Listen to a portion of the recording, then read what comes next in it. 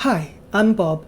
Welcome back to the tutorial on the exercises and applications for each chapter in the textbook Econometric Analysis, the 8th edition by Professor William Greene. We will continue to find solutions to the exercises for Chapter 4, Estimating Regression Models by least squares. Here's exercise 7. We have the x prime times x prime times y, and y prime times y. To have a clear picture of the matrices, we can write out the variables in matrix form with elements.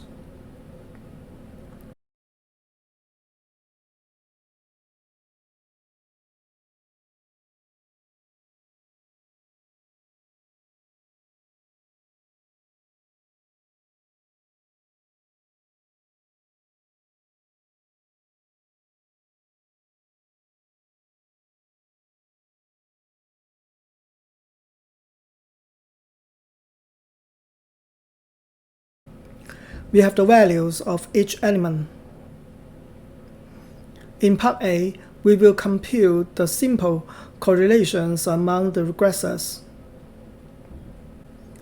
There were 3 regressors or explanatory variables, x1, x2, and x3. We can calculate the 3 simple correlations according to the formula. We are given the values needed to compute the correlations.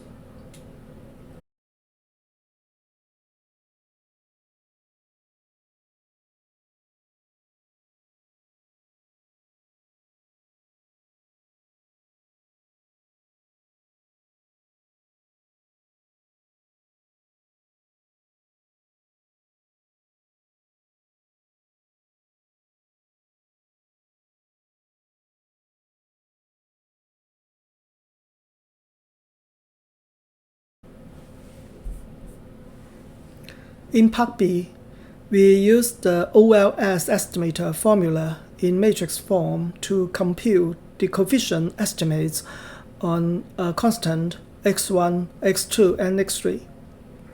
We can do it in Stata. We input the matrices x prime times x and x prime times y. Using the matrix operation, we obtain the OLS estimator vector B.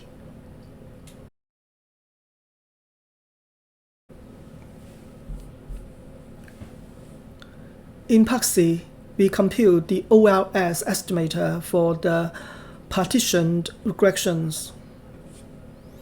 In the regression of y on a constant x1 and x2, the x prime times x matrix is a part of the original one.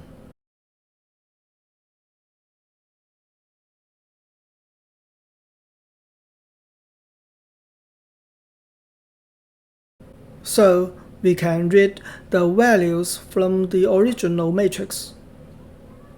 The vector x prime times y is also part of the original one. After we input the values into Stata, we can compute the OLS estimators directly using the formula.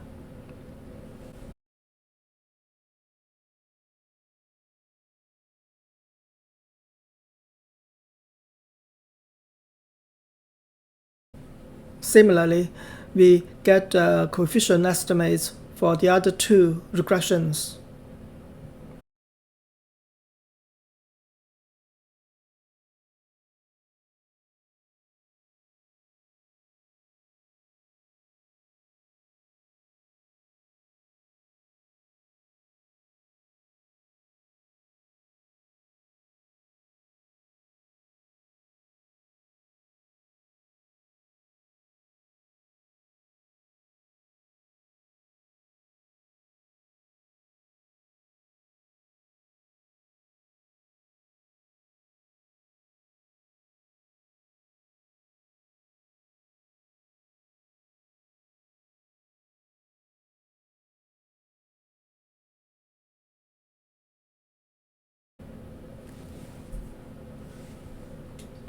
Let's jump to exercise 8. Consider the multiple regression of y on k variables x and an additional variable z. Prove that under assumptions A1 through A6 of the classical regression model, the true variance of the least squares of the slopes on x is larger when z is included in the regression than when it is not. Does the same hold for the sample estimate of this covariance matrix? We know that for the regression of y on x, the least squares estimator of beta is b, equal to the inverse of x prime times x times x prime times y. The variance of b is sigma squared times the inverse of x prime times x, where sigma squared is the variance of the error term. For the regression of y on x and z, the least squares estimator of beta is beta hat. It can be expressed using the residual maker mz. The use of mz helps partial out the effect of z. The variance of beta hat is also a function of mz. To compare the two variances, we just need to compare the two matrices, x prime times x and x prime times mz times x. We can show that the difference is positive definite.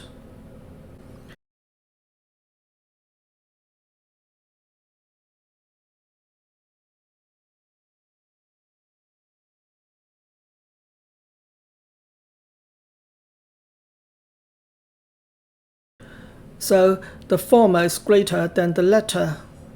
It leads to the variance-covariance matrix of B is less than the variance-covariance matrix of beta hat. We know that the diagonal elements of the matrices are the variance of the intercept and the slope estimators. It implies that the intercept and the slope estimators have larger variances when an additional explanatory variable z is added to the model. However, when we discuss the sample estimation, we must estimate the variance of the error term sigma squared. The unbiased estimator of sigma squared is the sigma squared hat, or the S squared. It is computed as 1 divided by the degrees of freedom times the error sum of squares. The error sum of squares is also called the squared sum of residuals, and it equals E prime times E. It is always larger in the model without an additional explanatory variable because fewer explanatory variables explain less variation of the outcome variable, and therefore the error sum of squares becomes larger. But the part 1 divided by n minus k is smaller without z because the number of explanatory variables k is smaller. So the size of the estimator of sigma squared is uncertain. It implies that the estimate of the variance of b could be greater than the estimate of the variance of beta hat.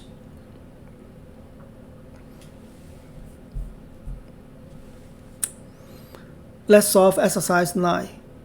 For the regression model, assuming that the true value of beta is 0, what is the expected value of the F statistic for the overall significance? If the true parameter of x is 0, the explanatory variables have no explanatory power. The measure of goodness of fit, R squared, should be 0. So the F statistic for the overall significance is 0.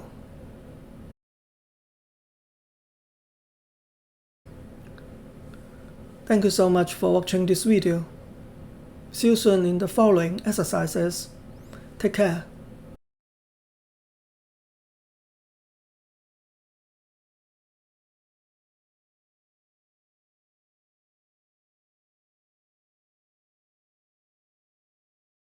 Thank you for watching this video and subscribing to my YouTube channel. See you next time.